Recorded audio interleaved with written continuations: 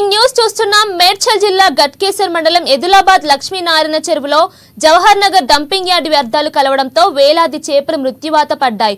నిన్న రాత్రి కురిసిన వర్షానికి రసాయన వ్యర్థాలు కలవడం వల్ల ప్రతి ఏటా చేపలు చనిపోతున్నాయని మత్స్యకారులు ఆవేదన వ్యక్తం చేస్తున్నారు.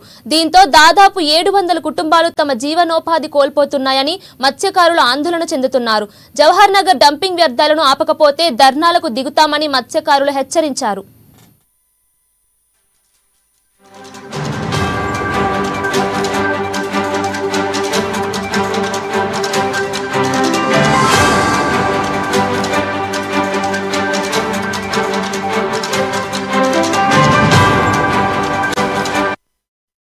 మేడ్చల్ జిల్లా గట్కేసర్ మండలం ఎదులాబాద్ లక్ష్మీనారాయణ చెరువులో జవహర్ నగర్ డంపింగ్ యార్డ్ వ్యర్థాలు కలవడంతో వేలాది చేపలు మృత్యువాత పడ్డాయి. నిన్న రాత్రి కురిసిన వర్షానికి రసాయన వ్యర్థాలు కలవడం వల్ల ప్రతి ఏటా చేపలు చనిపోతున్నాయని మత్స్యకారులు ఆవేదన వ్యక్తం చేస్తున్నారు.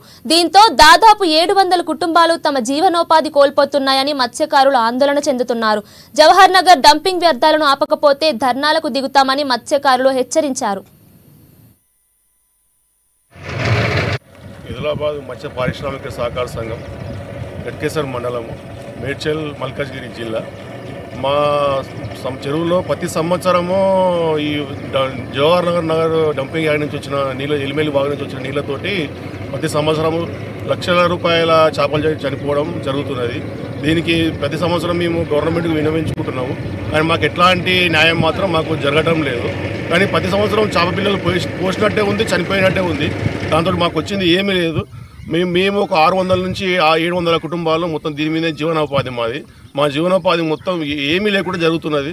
మేము మీద ఒక ఆత్మహత్య చేసుకోవాల్సిన పరిస్థితి ఏర్పడుతున్నది. మరి ఎన్ని సంవత్సరాలు మేము గవర్నమెంట్కి విన్నవించుకోవాలి? మరి మేము కలెక్టర్ ఆఫీస్